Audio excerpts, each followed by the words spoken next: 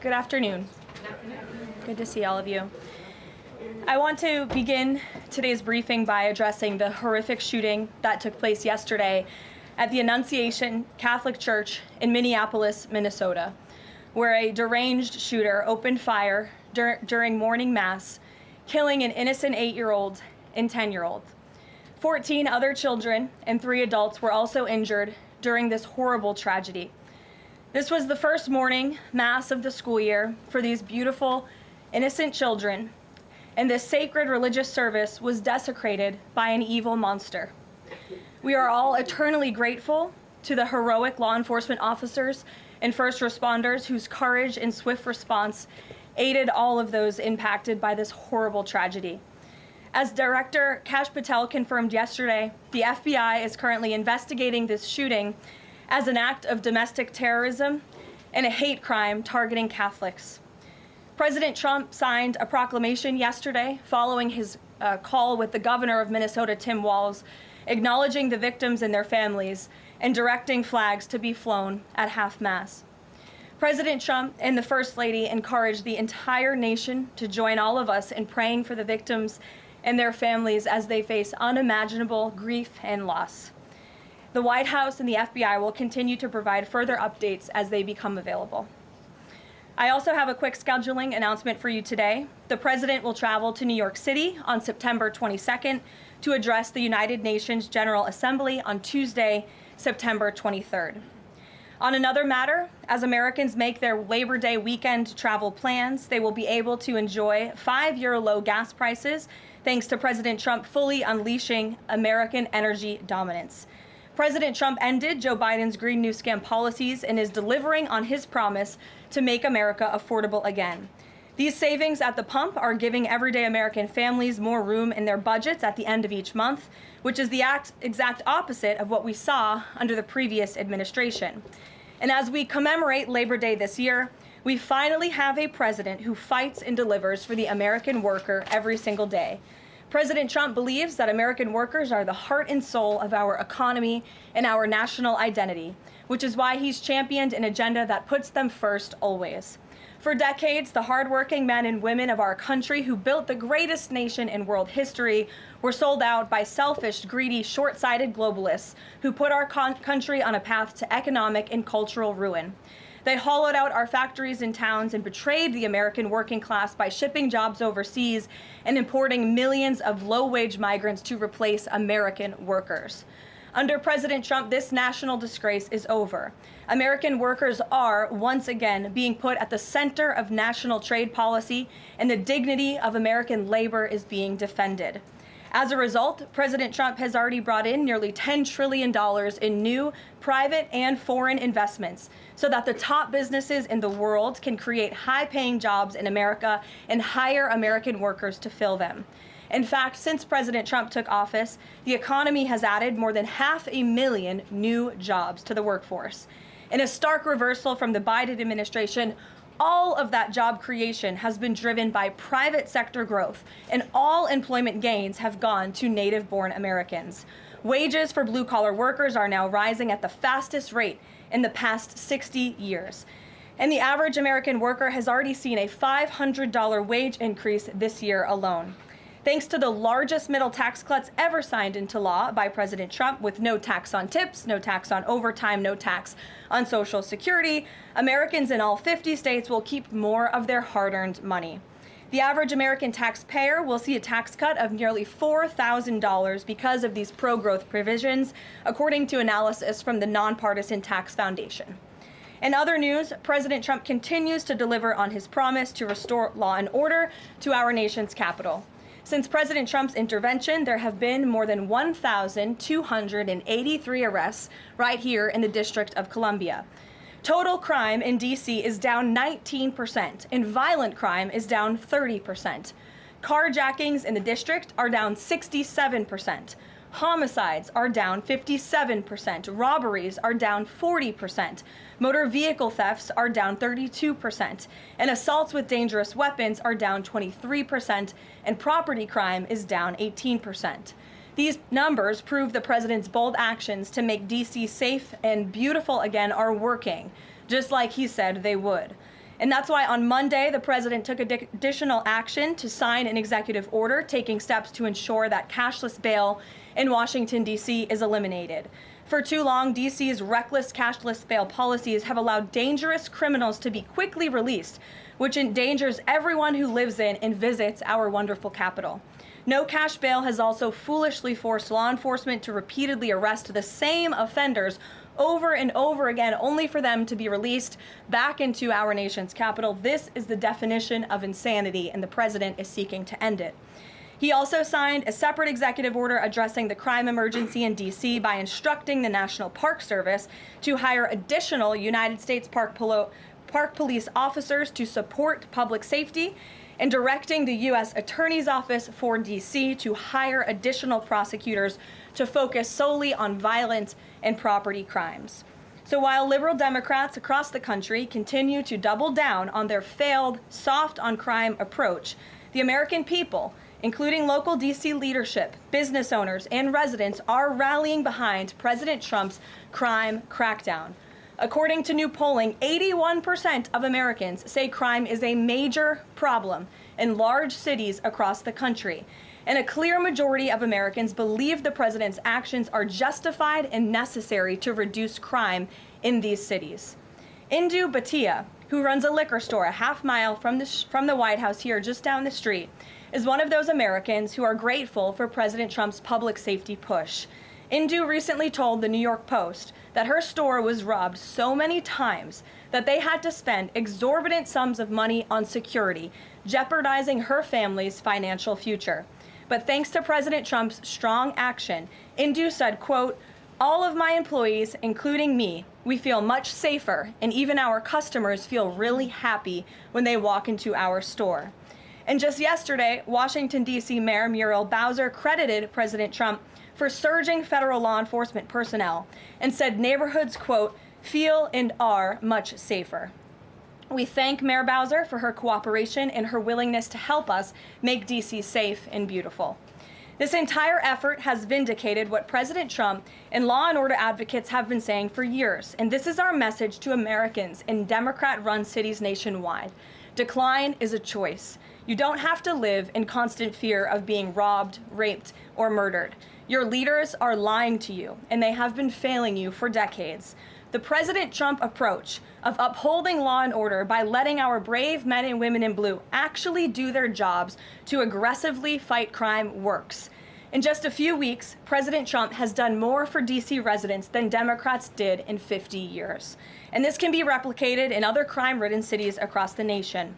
As President Trump has said, all of these elected officials in charge have to do is pick up the phone and ask for the president and the federal government's help.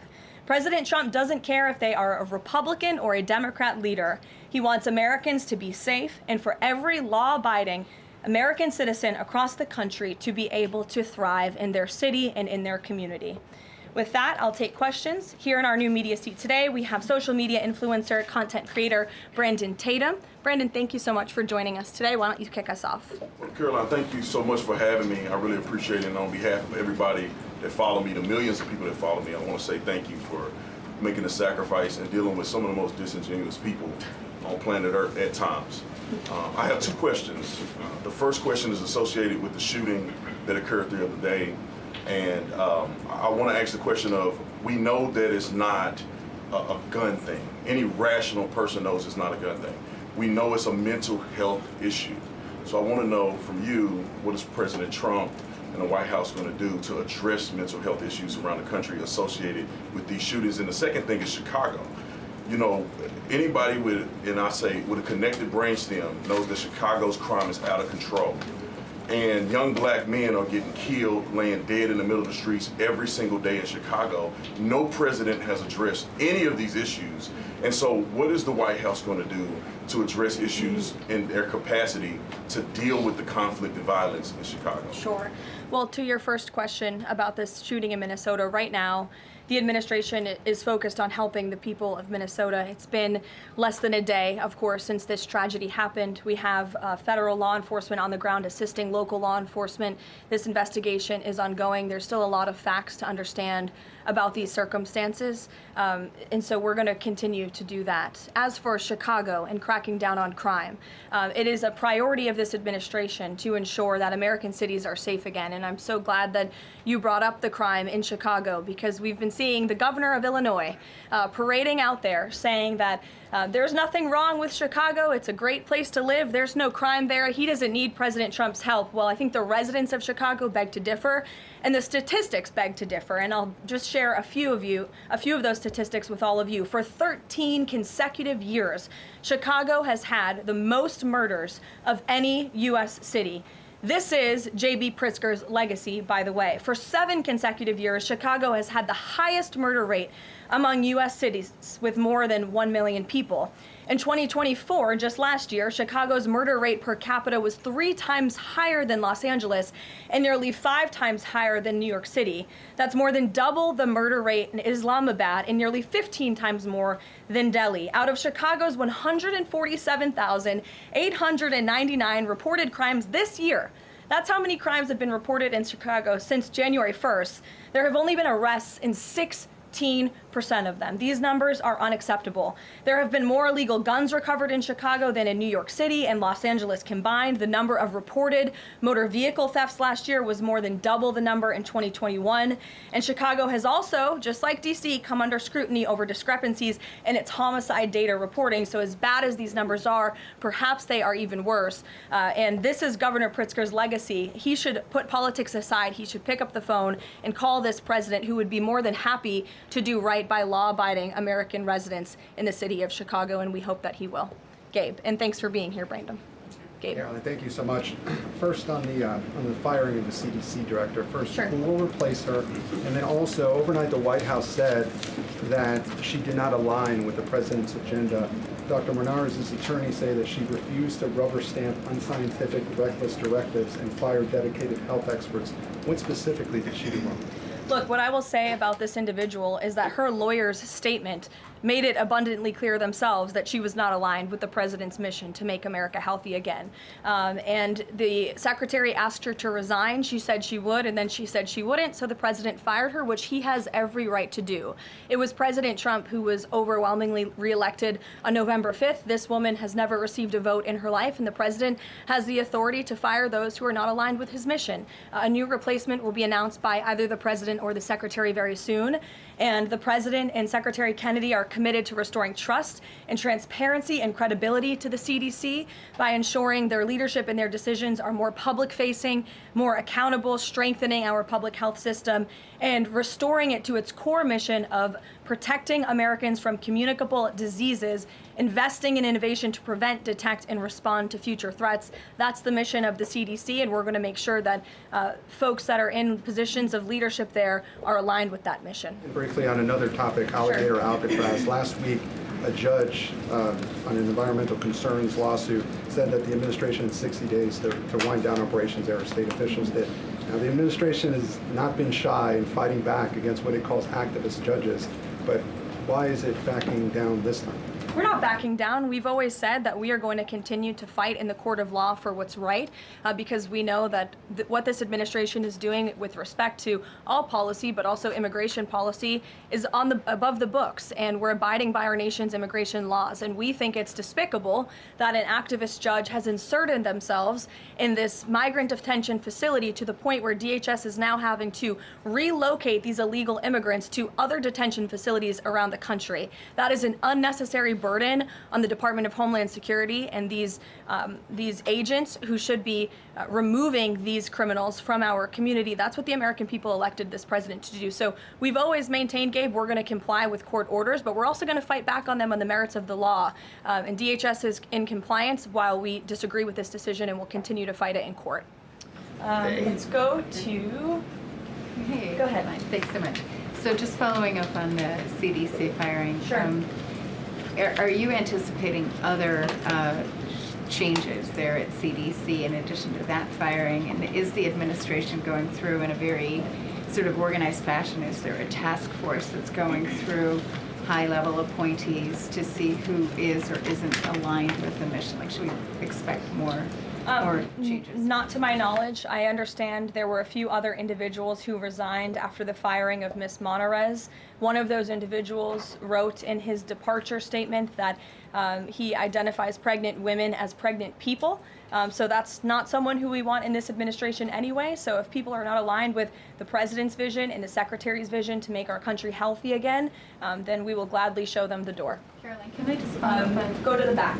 Thank you, Caroline. Go behind you, Andrew. Go ahead. Oh, thank you, Caroline. The military deployment that President Trump has sent to the Caribbean Sea close to the shores with Venezuela is massive. It's much more that is needed to simply counter narcotics operations.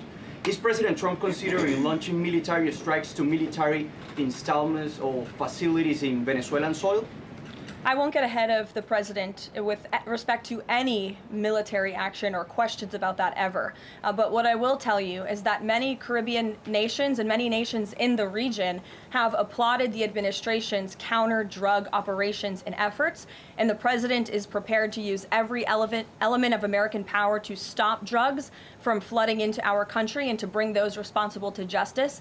And as I've said from this podium before, the Maduro regime is not the legitimate government of Venezuela. It is a narco-terror cartel. Maduro is not a legitimate president. He is a fugitive head of this drug cartel. He has been indicted in the United States for trafficking drugs into our country, and it is the utmost responsibility of this president and this administration to prevent the illicit flow of drugs into our country and to protect citizens from those deadly poisons. Reagan.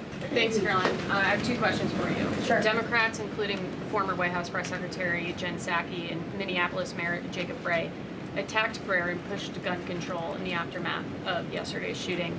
What's the White House's response to their comments?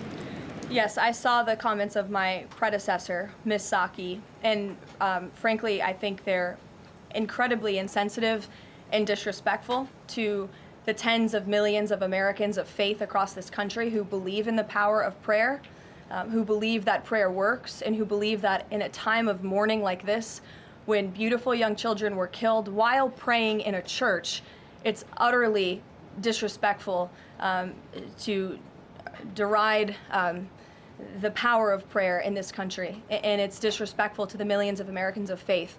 And I would encourage Ms. Psaki to pray for these families themselves who need it right now more than ever. My second question for you is that there have been media outlets who have glazed over the fact that the shooter was confused in their gender identity. Does the administration believe that this element needs to be investigated in the shooting? All of the elements are being investigated in the shooting, absolutely. Which is why part of the reason the FBI director came out and immediately confirmed that facet of the investigation. John. Thanks a lot, Caroline. Two questions on two separate issues. First of all, the drone and missile strikes that took place overnight in Ukraine.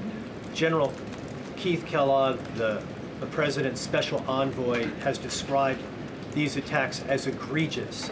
Do you agree with that description, and do you view President Putin as an impediment to getting peace between these two countries? Well, it's not about if I agree, it's about what the president thinks, and I know what the president thinks because I talked to him about this. He was not happy about this news, but he was also not surprised. These are two countries that have been at war for a very long time. Russia launched this attack on Kyiv, and likewise, Ukraine recently dealt a blow to Russia's oil refineries. They have taken out, as a matter of fact, 20% of Russia's oil refinery capacity over the course of their attacks throughout the month of August. So the president is continuing to watch this intently, and this killing, unfortunately, will continue as long as the war continues, which is why the president wants it to end. And that's why he's worked harder than anyone to end this war, which would have never started if he were president. But perhaps both sides of this war are not ready to end it themselves. The president wants it to end, but the leaders of these two countries need it to end and want it to end, must want it to end as well. And I think the president will make some additional statements on this later. My second question has to do with, Carrie. I just had one more, if I may. It has to do with the president's intention to remove Lisa Cook as a member of the Federal Reserve Board. He is going or acting upon allegations that have been made by Trump administration official Bill Pulte These are just allegations. She hasn't been convicted yet of any crime. Is the administration opposed to allowing Ms. Cook to have due process, to challenge what has been alleged against her?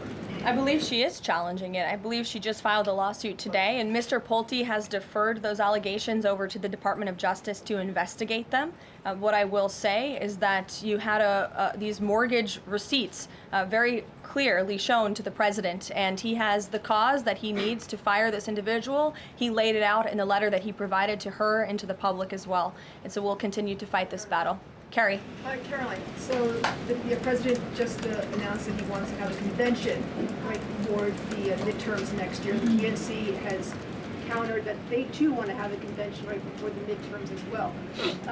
What's the White House's response to that? And can you give us just a little bit of a hint or a tease here as to how the president envisions a convention for the midterms? Look, the president put out a statement on this earlier today. I'll let him speak further on the plans that he envisions, but I think he's very proud of the accomplishments and the achievements of his administration, as he should be. The most secure border in United States history, a crackdown on crime here in our nation's capital, an attack or a reversal of the attack on our energy industry from the previous administration. As I just pointed out to you, gas prices today, this Labor Day, are the lowest they've been since Labor Day in 2020. Our economy is bringing in trillions of dollars in revenue from all over the world again. So there's so much for Republicans and for the president and for Americans across the country to be proud of, and I think the president wants to see that celebrated. But for any further details on this as they come, we'll provide you with them.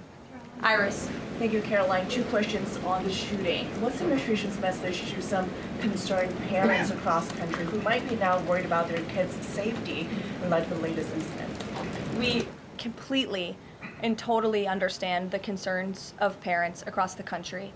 This tragedy it's heartbreaking. As a parent myself, there are no words to describe just the heartbreak that these families must be enduring, which is why the president and the first lady have encouraged everyone to continue to pray for these families and these victims. And it's why this administration is focused on removing public safety threats from our communities. And in fact, I can share with all of you that last night in Washington, D.C., when arrests were being made, there was an arrest of a juvenile right here in D.C. in Ward 7 for threats to kidnap and injure, receiving stolen property, possession of a large capacity feeding device, unlawful possession of firearms and ammunition. A search warrant was executed, 7 firearms were recovered, and the juvenile was arrested after an investigation was initiated based on social media posts allegedly threatening violence towards a school. So this was a juvenile who was a risk to not just himself, but the community here in Washington, and he was removed from the community last night because of the law enforcement efforts of this administration. And I would also point to the statement of our wonderful First Lady that she released yesterday. She wrote, "The tragic mass killing in Minnesota illuminates the need for preemptive intervention in identifying school shooters. Early warning signs are often evident, with many individuals exhibiting concerning behaviors and making violent threats online prior to their actions. We encourage all Americans, as the old saying goes, if you see something, say something. If you see warning signs or threats, report it to law enforcement. This administration, federal law enforcement, will take those reports and those threats seriously. They will be treated as a law enforcement emergency, and we will act accordingly." And on the First Lady's statement, would the administration consider ramping up resources on these fronts to parents and schools across the country to help them look into these signs and prevent more tragedies? It's a very fair question, Iris. As for any potential future policy decisions or funding questions, it's just been over 24 hours since this tragedy occurred. Right now, we're focused on the FBI and their investigation and uncovering all the facts, and we'll leave those very important policy discussions to another day. Thank you, Caroline. Go ahead. Megan. I had a question about the Lisa Cook lawsuit that you mentioned. Sure. Does the president plan to wait until that lawsuit is resolved to appoint her replacement? I will leave that to the president to make that decision in that announcement himself. Brian. Thank you, Caroline. 2 questions. Bouncing off the CDC situation with CDC. I'm curious if administration officials are pushing back on the president's agenda, privately, publicly, however, should they fear to lose their jobs going forward? Look, I think if you're doing your job well And if you are executing on the vision and the promises that the president made to the public who elected him back to this office, then you should have no fear about your job. Just do your job. That's what this president wants to see. He wants to see people solving problems. He wants to see the people who have the privilege of serving the American taxpayer and the federal government abiding by the wishes of the American taxpayers who overwhelmingly reelected him in this cabinet to make America great again, or in this case, make America healthy again. On the Intel deal, where the U.S. got a stake in that company, there's two things I want to ask about that. The first is, what did the U.S. get back in return for that deal? And the second thing is, what are the future plans for giving any form of money to another company? It could be through the CHIPS Act, like this deal, or some other form of funds. What are the plans there by this White House administration? Well, look, as you know, Brian, very well, because you cover it often, the Intel deal is still being ironed out by the Department of Commerce. The T's are still being crossed, the I's are still being dotted. It's very much still under discussion. But the president's thinking, I can share with you, is certainly to ensure that the United States government is making our country wealthy again and is benefiting from some of these deals. And it's a creative solution. I know it's outside the box thinking, which is uncommon in this city, but it's something that he proposed and something that the Secretary of Commerce is working on putting into action. Mary. Thanks, Caroline. I have a couple questions on the shooting yesterday. The first one, this is the second shooting involving a trans-identifying shooter who specifically targeted Christians and Catholic kids. What kind of consequences do the gender-affirming therapists, doctors, or even the parents of these shooters face after these types of shootings?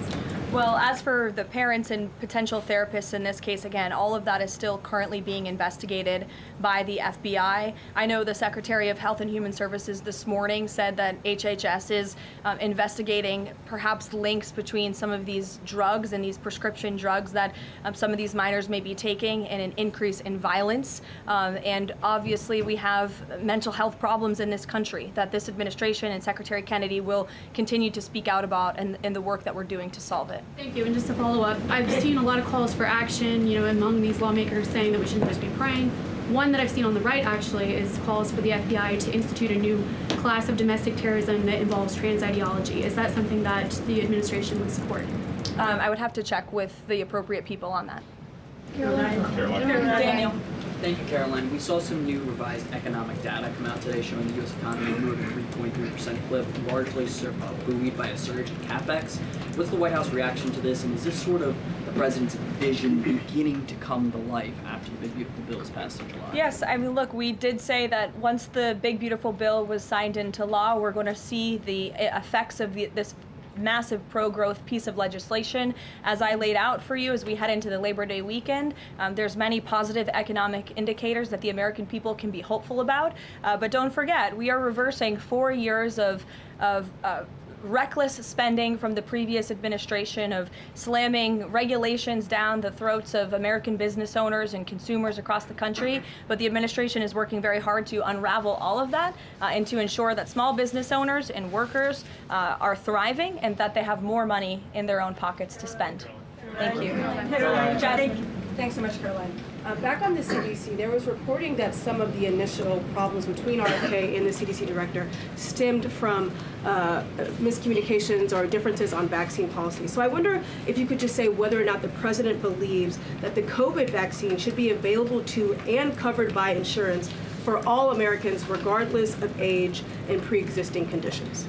What I will tell you is that the FDA recently revoked the emergency use authorizations for 3 COVID vaccinations while simultaneously greenlighting 4 new COVID-19 vaccines with 2025 and 2026 formulas.